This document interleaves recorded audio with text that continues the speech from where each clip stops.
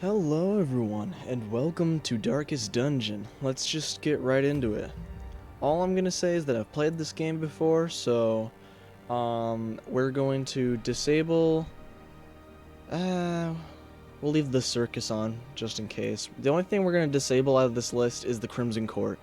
I have no idea really what goes on in the Crimson Court, but all I know is that it's horrible. And the Color of Madness is mostly just optional stuff.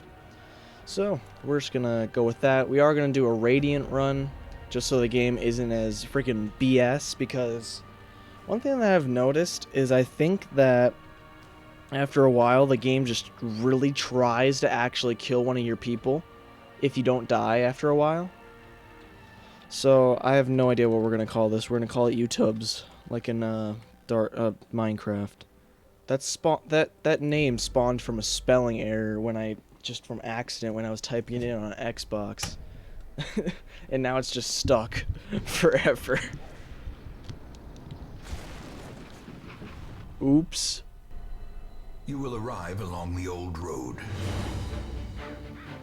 It winds with a troubling serpent-like suggestion through the corrupted countryside. I've actually never seen this cutscene. Leading only, I fear, to ever more tenebrous places. There is a sickness in the ancient pitted cobbles of the old road, and on its writhing path you will face viciousness, violence, and perhaps other damnably transcendent terrors.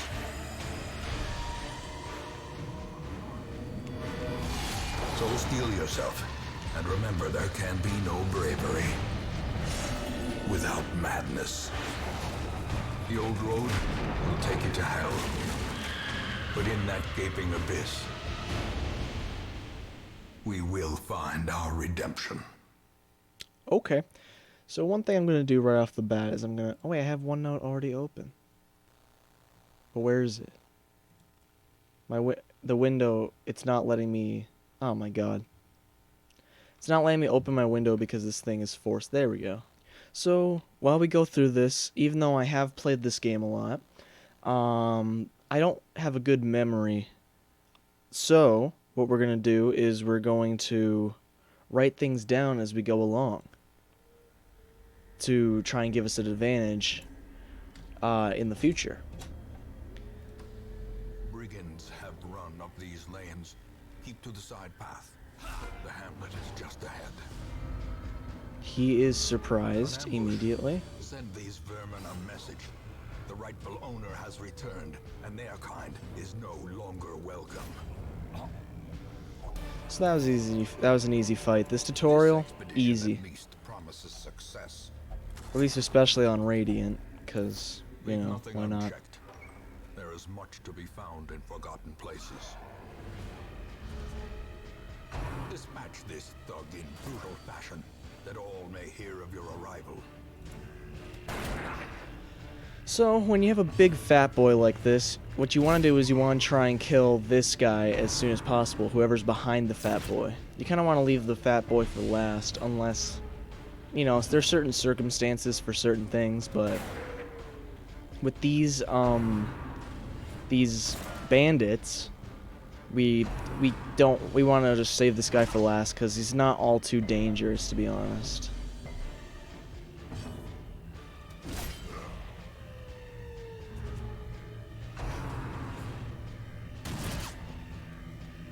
Meanwhile, this, what's this guy? What is... Fusilier? What the fuck even is that? Fusilier. This guy with a musket, he's kind of more dangerous, but also that miss was really bad. That miss was also pretty bad. This game is already screwing me over, and I'm on the easiest difficulty.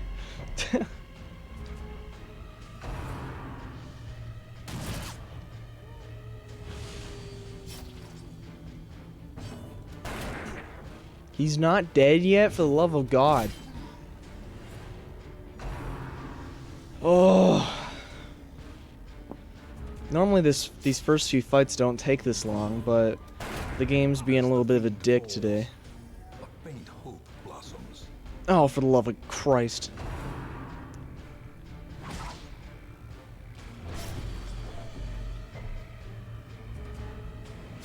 Okay, well hopefully we'll finally finish him off right here. On this turn. Oh, of course he's gonna get the last turn off. He stresses him out a little bit. So, the thing to know about this game is that there's stress. Cursed champion falls. Stress is basically permanent damage. Wary. Triumphant pride precipitates a dizzying fall. Alright, my man, can you, like, be quiet for a second? You have an amazing voice, but come on. So, basically, the red health, they get 1 bar of red health before they're gonna die, but they get 2 bars of white health before they die. The even more important thing to know is that red health is temporary health that doesn't go across missions, but unfortunately white health is. It does go across missions. So you can take all the red health damage you want, but you really want to try and reduce as much of the white health as possible. Or keep it as low as possible, I mean. Because you want it to be lower, unlike regular health, obviously. I explained this really stupidly, so sorry about that. Anyway, we're going to be going to our town here, which is not going to look as nice as this. Welcome home, such as it is. This squalid hamlet, these corrupted lands, they are yours now, and you are bound to them. Cool, because it looks much worse than it did in the loading screen. Women and men, soldiers and outlaws, fools and corpses. All will find their way to us now that the road is clear. So this is the stagecoach. This is where you get new people. What I just did here was I upped the amount of people we can have, because there is a maximum amount of heroes you can have. So I just upped that, and then I also upped the stagecoach network, which allows you to have more people here, because there were only 2 here, so now there's going to be 3. And then eventually we're going to want this, which allows us to have people already leveled when they come in, and then they already have all of their moves at like level 1 or 2, and it's pretty good. Trinkets and charms, gathered from all the forgotten corners of the earth. So here we can buy trinkets, but I never really do that, to be honest, because usually I need all of my resources for my town. Maybe later in the game we will use this, but for now, it's pretty much just going to be sitting there doing nothing. In time, you will know the tragic extent of my failings. So this is just a place where you can listen to what the man says from the previous bosses. These are bosses. You're going to go through those eventually, but we're not going to worry about all that right now. And then we have the graveyard. Most will end up here, covered in the poisoned earth, awaiting merciful oblivion. So the graveyard's pretty self-explanatory. That's where people go to die, or that's where they go when they die. Of madness and morbidity. Your work begins. The cost of preparedness, measured now in gold, later in blood. So, we're just gonna talk about what we have here. Don't worry about all that stuff behind us, or that we just went past. It'll all become clear very easily in time. So, this is our first mission. So, I just like to take one of everything, because I can never remember what we actually need. Even though the first mission is linear, and it's always the same. I like to take a full stack of food. I like to take one of everything, and then 8 torches. 1 stack of torches. That's what I like to do on the short missions. There are different lengths of missions, but right now we can only do short ones, and I wouldn't want to do long ones, or medium ones, even if we had the opportunity to. So we go through the map, you gotta click on your room, you go, and let's see what we got. So we got a torch here. These things are easy to loot because you just collect them and there's always a torch in there. Sometimes there's even extra stuff. I don't think they're ever bad. So we've entered a battle room. It's technically a treasure room since there's treasure here, but yeah. The Plague Doctor puts blight on these guys. It's damage over time, basically bleed, but it's better for skeletons because skeletons don't bleed. Which is why instead of using Open Vein, which inflicts bleed, we're gonna shoot them. Easy as that. So that guy should be dead on his next turn because the damage afflicts him before he does anything on his turn. And he's dead, so this is our first round, and we've already done a lot. I did the wrong thing there. I wanted to do Party Comfort. I wanted to do Divine Comfort because it would heal everyone, and then if she crits, then they would get a stress heal. But unfortunately, I did not do that because I got the symbols mixed up. So moving on to the next thing. One of the main mechanics of this game is the torchlight. The cold stone seems bent on preventing passage. So you want to keep the torchlight as high as possible, at least in your first run. I usually try and keep it as high as possible because they have different levels, have different debuffs, but also advantages. Like you get more treasure the lower your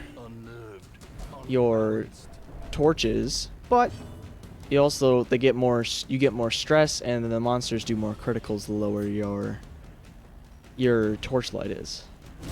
Be gone, fiend. So right here we want to kill this lady as soon as possible because she almost always moves first out of anyone in the entire match.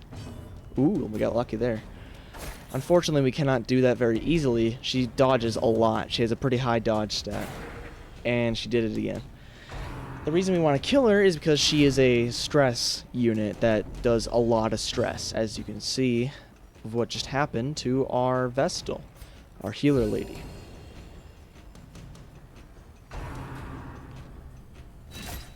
These skeletons, they're just a basic unit, pretty much. Nothing too bad. Another abomination cleansed from our lands. And of course she lives, just with 1 point of health, so hopefully we can actually take her out. I'm thinking we do something like this, and then we will try and do the 1 damage. There we go. So normally that's a stunning attack that you use to stun your enemies so they'll be forced to pass their turn, but it does a little bit of damage, so we used it as a primary attack because it was pretty much the only thing we could do. The audio is glitching out a little bit. So if I remember correctly, over here I think there is a buff statue. It's an interactable that buffs your people depending on who you use. But since we have the Crusader here, I think it's always a buff if you use it on them. Yes, this thing. But it's also a battle room because it's a curio room. So normally you want to use the plague grenade first because it does damage to both this guy and the unit behind him, but he does not have any units with him. He is the farthest back though, and he's got to shoot. Usually I try and take out the shooter guys first. Usually they seem like they do a lot more damage.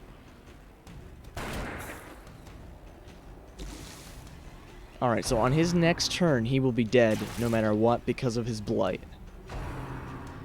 As far as I know, that creatures cannot heal their blight unless they're like a special type of creature.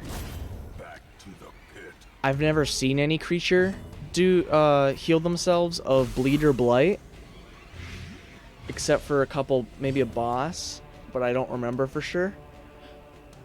So yeah, that's just something to be aware of, is that if you're doing bleed or blight, you're pretty safe usually.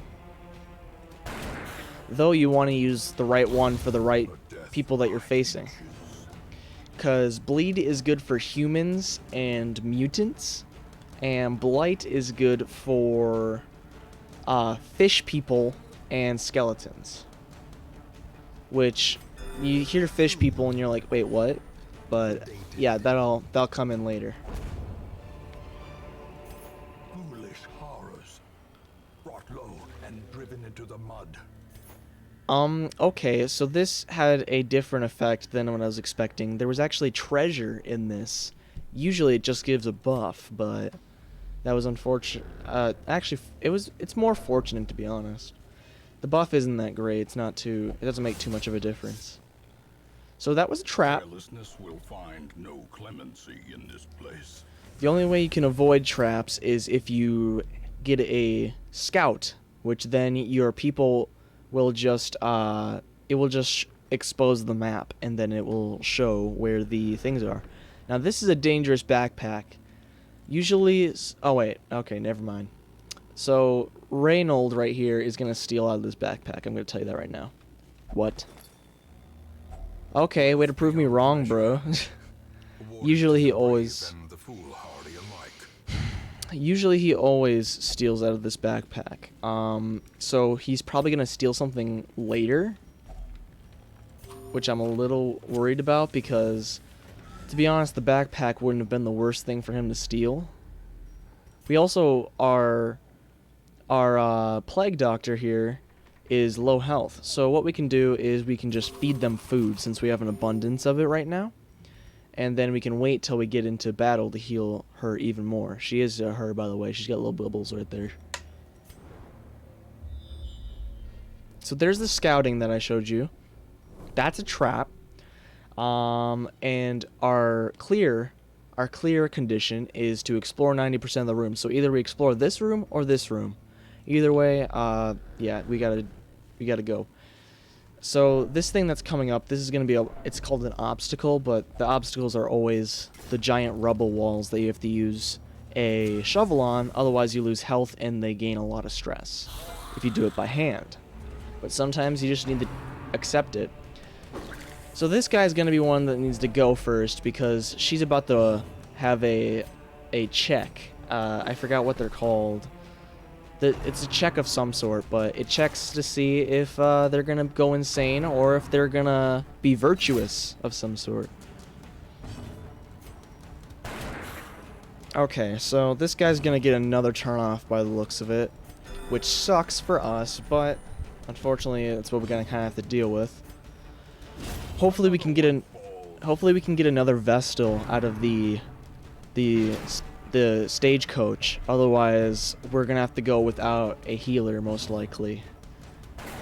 Oh, come on, kill him, please. Ah, fuck. Well, at least they're not doing the Vestal. They're not hitting her.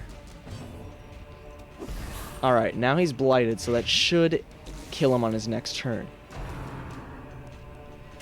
Meanwhile, we still are being shot by the crossbowman, and then we have this guy who's a little bit more tanky. And he also tries to stun people like that. And he actually successfully did it, which is a little worrying. It shouldn't be lethal, but it's just definitely not helpful. So we're gonna do a divine comfort because everyone is damaged a little bit. He is brought above halfway health, so he's not in a panic state right now. Now this person's probably going to get blighted. Yes, they're dead. Now, this person is the one that has to die. So, since this person's going to die by blight, they're not going to leave a body behind. There are corpses that are left behind by most enemies, and then you have to destroy them to kind of destroy their formation. Which we luckily got a crit on. So now this guy is moved forward, so we can smack him more easily in the next turn. On its own.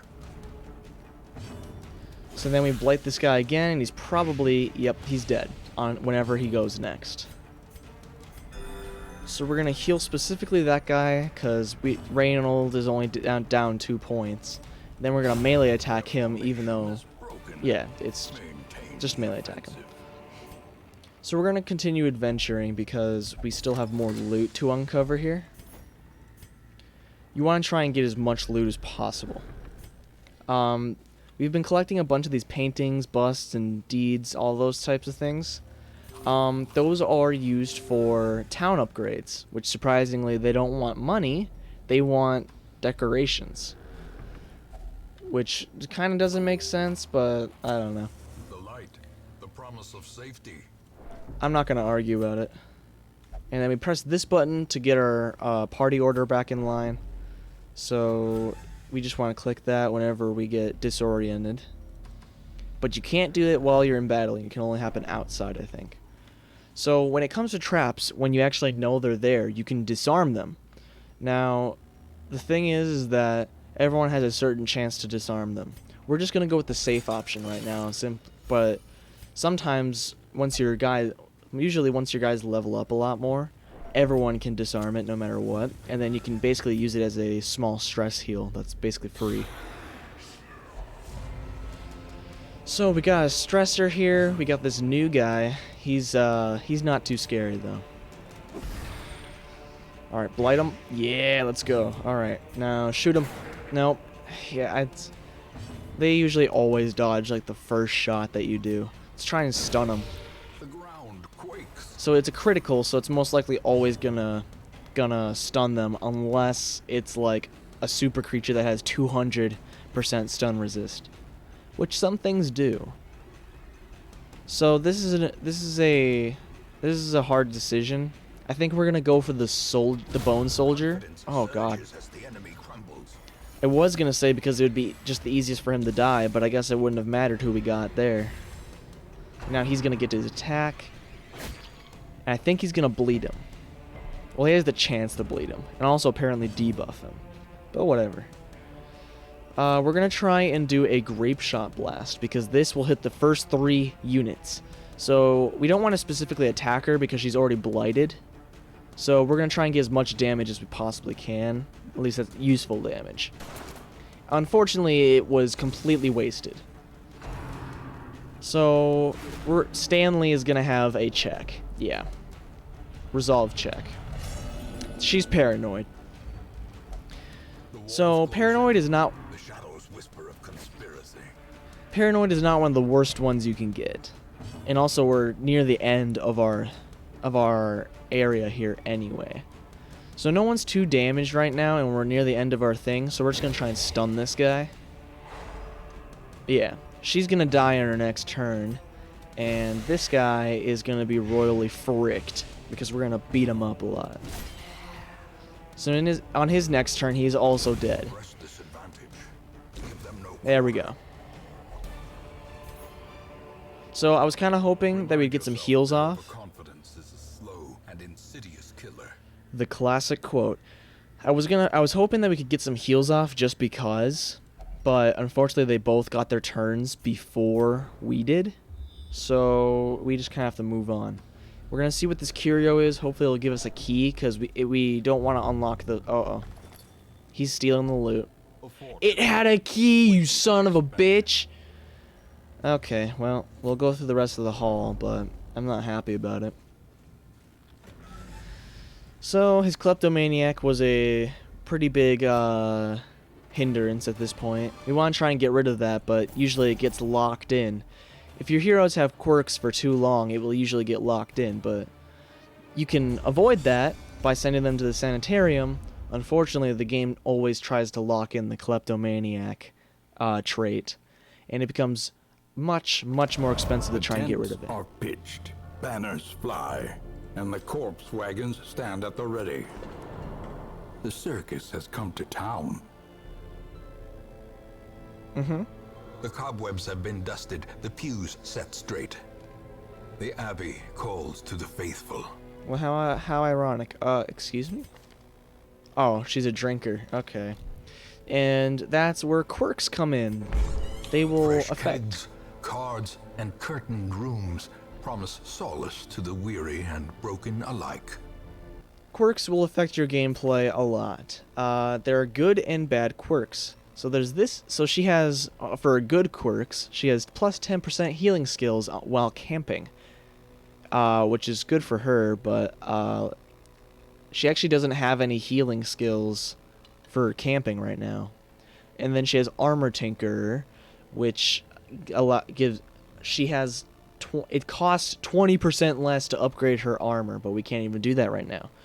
But on the bad side, she has Misses the Spot, which takes down her critical chance by 2%, and she has Tippler, which means in town, she will only drink to reduce stress.